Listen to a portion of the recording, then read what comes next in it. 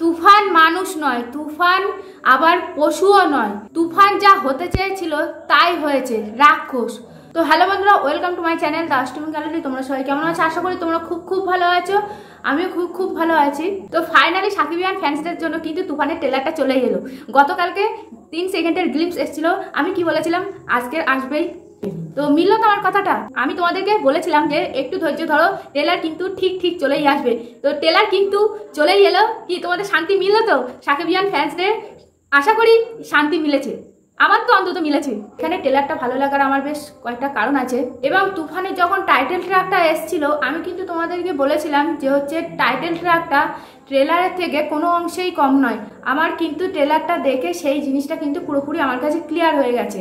আশা করি তোমাদের কাছেও সেই বিষয়টা ক্লিয়ার হয়ে গেছে। ট্রেলারটা 2 মিনিট 50 সেকেন্ডের। তো এই 2 মিনিট 50 সেকেন্ডের ট্রেলারের মধ্যে যেন মনে হচ্ছে চোখের পলক যেন কোনো জায়গায় বন্ধ না হয়ে যায়। এত সুন্দর করে বানানো হয়েছে ট্রেলারটাকে। মানে কি বলবো, পুরো পাগলে গেছি ভাই। পুরো মাথা নষ্ট করা ট্রেলার একটা দেখলাম। কি করেছে বস, পুরো কি অ্যাকশন, কি লাগছে শাকিব খানকে। মানে কি বলবো, কি ভয়ঙ্কর লুক তার, কি ভয়ঙ্কর লুকে শাকিব খানকে দেখলাম। মেন স্ট্রিম মাসালা ছবির ট্রেলার তো এমনই হওয়া উচিত।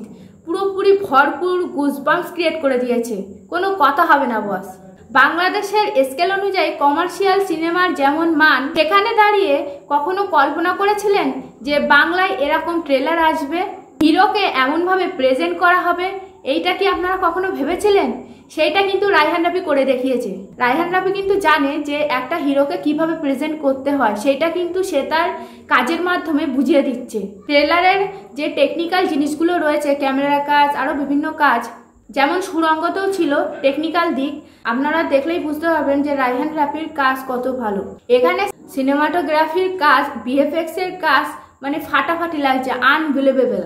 আর এখানে আমরা শাকিব খানকে দুটো লুকে কিন্তু দেখতে পেলাম।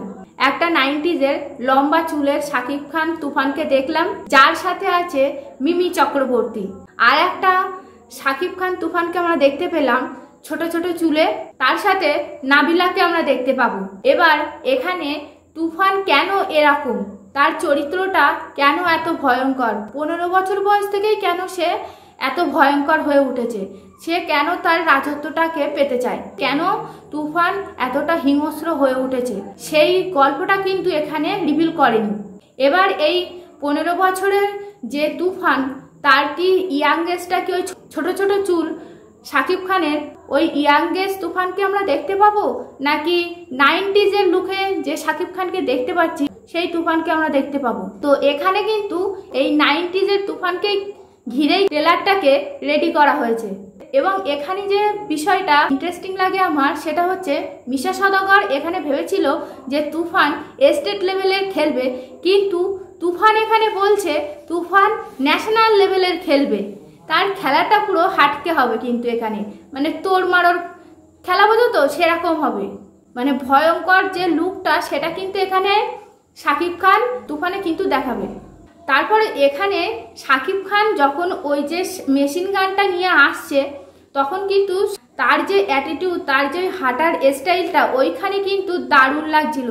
কখনো মেশিন গানটা হাত থেকে ফেলে দিয়ে হাতে হাতুড়ি তুলে নিচ্ছে, মানে অ্যাকশন মানে ভরপুর। মানে এইটা দিয়ে বুঝিয়ে দিচ্ছে যে সে মানুষও নয়, সে পশুও নয়, সে হচ্ছে রাক্ষস। সত্যি তাই, এখানে মনে কি হিংস্র লুকে শাকিব খানকে দেখতে পেলাম ট্রেলারে। এখনো তো মুভি বাকি আছে। তারপর এখানে চঞ্চল চৌধুরীকে সিআইডি অফিসারের ক্যারেক্টারে আমরা দেখতে পাচ্ছি। তিনি তুফানের সঙ্গে লড়বেন, তিনি কিন্তু দেহ দিয়ে নয়, তিনি মাথা দিয়ে লড়তে চান তুফানের সঙ্গে।